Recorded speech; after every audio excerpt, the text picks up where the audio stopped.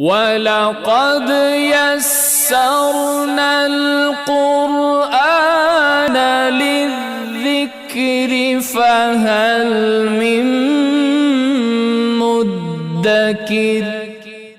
عشرہ محرم کا مہینہ یا عشرہ محرم پہلا عشرہ، ان کچھ ایسے واقعات ہوئے کہ جو ہم سمجھتے ہیں کہ وہ واقعات نہیں بلکہ سانحات ہیں، اور وہ تاریخ کا جبر ہے جس نے امت کو افتراق اور اختلاف کا شکار کیا، اور آج کی زبوں حالی انہی سانحات کی وجہ سے ہے۔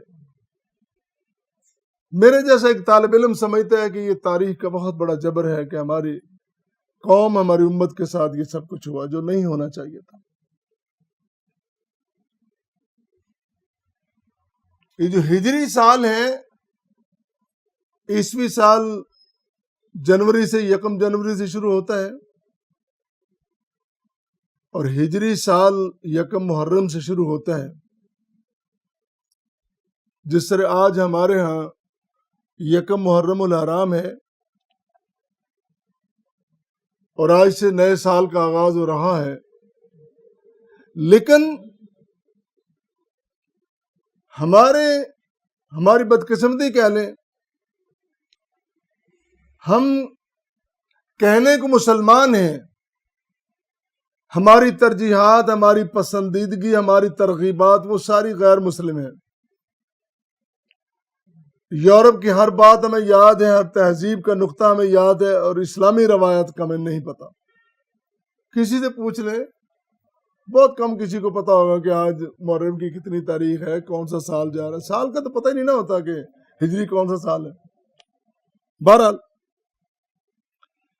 اس سال کا آغاز 1 محرم سے ہوتا ہے، اور اس سال کا آغاز کیا حضرت فاروق اعظم رضی اللہ تعالی عنہ نے۔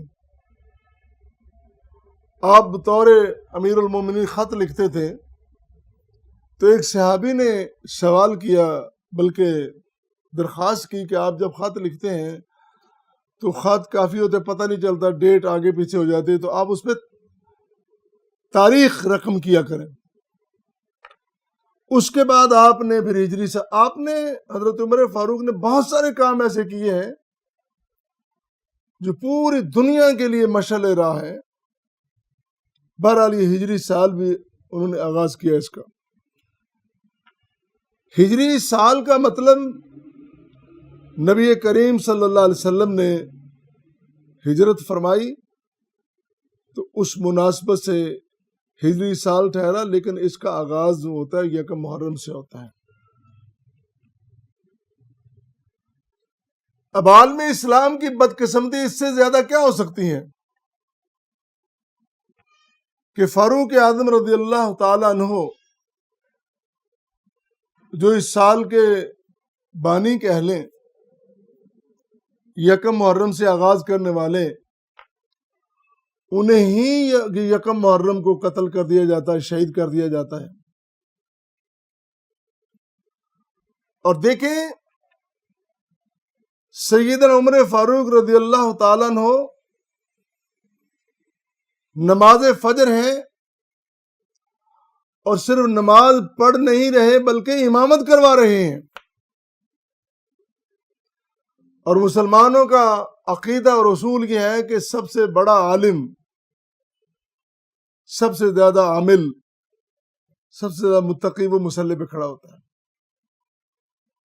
تو تصور کر لینا کتنے اکابر صحابہ موجود ہیں، ان سب میں حضرت فاروق اعظم رضی اللہ تعالیٰ عنہ کی کیا شان، کیا آن، کیا بان ہوگی۔ اور آپ کو امامت کرواتے ہوئے خنجر کے وار کیا گیا، وہ بھی پیچھے سے وار کیا گیا۔ 26 ذی الحج کو آپ زخمی ہوتے ہیں، اور 1 محرم کو اللہ کے حاضری ہوتی ہے، انتقال وصال ہوتا ہے، اور پھر اسی دن آپ کو تجہیز و تکفین اور تدفین آپ کی ہوتی ہے۔ اور دیکھیں جبر اور ستم دیکھیں، یہ عمر ہے کون؟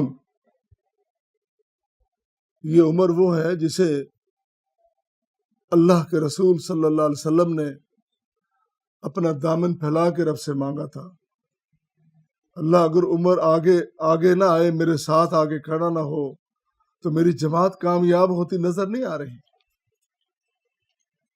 اسلام کو عزت ملے گی، جماعت کو عزت ملے گی عمر کے آنے سے۔ یہ وہ عمر ہیں جنہوں نے اپنا سب کچھ اللہ کے رسول پہ نچھاور کر دیا، اپنی لخت جگر اپنی بیٹی حفصہ بھی رسول کریم کے نکاح میں دے دی۔ اور یہ وہ عمر ہیں جو خلیفہ راشد ہیں، خلیفہ ثانی ہیں، جو ابو بکر کے بعد مسند خلافت پہ جلفہ افروز ہوتے ہیں۔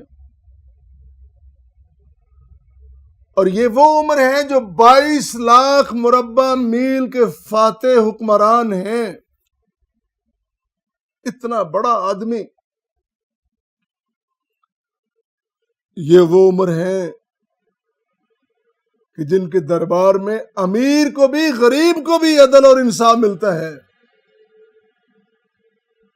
یہ وہ عمر ہے جو فرماتے ہیں کون ہو تم؟ ان کی ماؤں نے تو انہیں آزاد پیدا کیا تھا، تم ان کو غلام بنانے والے کون ہو؟ یہ وہ ہیں جو رات کی تاریکی میں گلیوں میں جھانک کے دیکھتے ہیں کہ میری رعایا میں سے کوئی میرا بھائی بھوکا تو نہیں سو گیا۔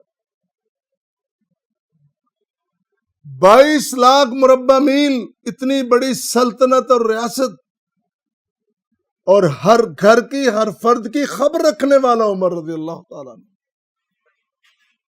اللہ اکبر۔ اور یہ وہ عمر ہے کہ جس کو دیکھ کر شیطان اپنا رستہ بدل لیتا تھا۔ اور اس میں سے ایک نقطہ ذرا دیکھیں، اس ظالم ابو لولو فیروز نے، جو مجوسی تھا، ایرانی تھا، فارسی تھا، اس نے وار کیا پیچھے سے۔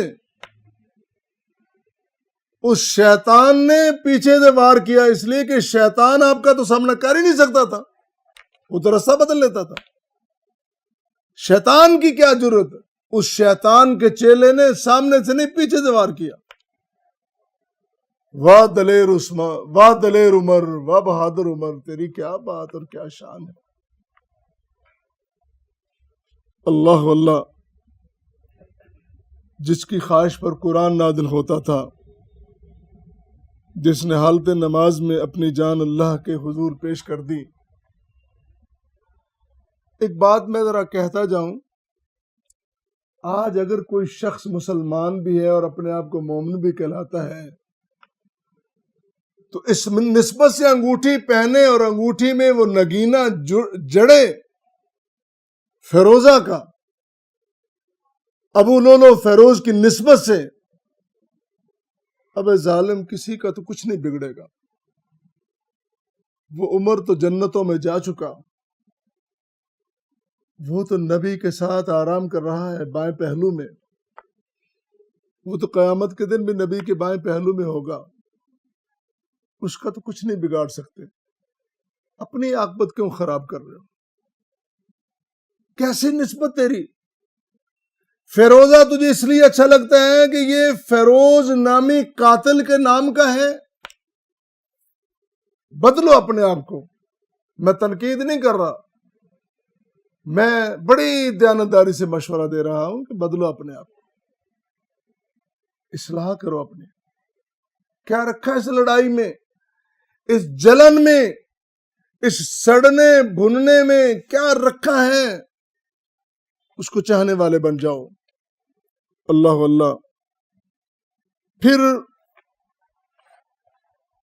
عشرہ محرم میں جبر کی، تاریخی جبر کی بات کر رہا ہوں، تو جب عاشورہ ہوتا ہے 10واں دن ہوتا ہے، اس عاشورے کے دن حضرت حسین رضی اللہ تعالیٰ عنہ، جو حضرت علی رضی اللہ تعالیٰ عنہ کے فرزند ہیں، جو کائنات کے امام جناب محمد مصطفیٰ صلی اللہ علیہ وسلم کے نواسے ہیں، سیدہ فاطمہ زہرا رضی اللہ تعالیٰ عنہ کے جگر گوشے ہیں، ان کو شہید کر دیا جاتا ہے۔ اور یہ دیکھا ہی نہیں جا رہا کہ جس کو ہم شہید کرنے چلے ہیں یہ قلب علی ہے، یہ جگر گوشہ زہرا ہیں، یہ کائنات کے امام کے آنکھوں کی ٹھنڈک ہے، یہ وہ ہے جس کے چہرے پہ نبی کریم بوسے دیے کرتے تھے، یہ وہ ہے کہ جس کے اکرام میں نبی کریم ممبر سے اتر آئے، جس کے لیے نبی کریم صلی اللہ علیہ وسلم نے اپنا سجدہ لمبا کر دیا۔ اس کو شہید کرنے چلے ہو، خون بہانے چلے ہو، اور پھر تم نے جھوٹی عقیدتوں کی پٹڑی بچھا کر، جھوٹی عقیدتوں کی، جھوٹے عشق کی پٹڑی بچھا کر حضرت حسین کے اعتماد کی گاڑی اور ٹرین اس پہ چلائی، اور پھر اس کو حادثے کا شکار کر دیا۔ جھوٹی عقیدتیں، ہم عاشق ہیں، ہم محبت کرنے والے، ہم کٹنے والے، مرنے والے۔ ظالموں، اگر تم کٹنے مرنے والے تو پھر تم مرے کیوں نہیں، کٹے کیوں نہیں؟ پھر چاہے دنیا ادھر کی ادھر ہو جاتی، پھر مرتے تم ادھر، پھر تمہاری تکہ بوٹی ہو جاتی۔ جب تم نے دعوت دی تھی کہ حسین آؤ ہم آپ کی بیعت کریں، پھر کہاں چلے گئے تم؟ پھر ایک حکمران کے ڈر سے، اس کی نظروں میں اپنے آپ کو بہتر بنانے کے لیے تم نے جگر گوشہ علی کو، نواسہ رسول کو، جنت کے پھول اور جنت کے شہزادے کو، شہزادوں کے سردار کو، اور جس شہزادے میں پوری دنیا کے شہزادے قربان کر دوں، اس شہزادے کو تم نے اپنے ظلم کا، ستم کا، جبر کا نشانہ بنایا۔ ملا کیا تمہیں؟ ہر کام بندہ ایک نفع کے لیے کرتا ہے، منافع کے۔ تم نے کیا نفع کمایا؟ زندگی بھر کی نہیں بلکہ قیامت تک کے لیے ذلتیں اور رسوائیاں تم نے اپنا مقدر بنا لی، اور مسلم امہ کو تم نے افتراء کا شکار کر دیا۔ یہ تم نے نہیں کیا، شیطان کے چیلے بن کر شیطان نے تم سے کروایا، اور تم نے امت کو افتراء کا شکار کیا، بلکہ پوری انسانیت کو تم نے غمزدہ کر دیا۔ اللہ اللہ، بہت بڑا ظلم ہے، تم نے رلا دیا پوری انسانیت کو۔ کیا کمائی کی تم نے؟ کیا کمایا تم نے؟ کیا ملا تمہیں؟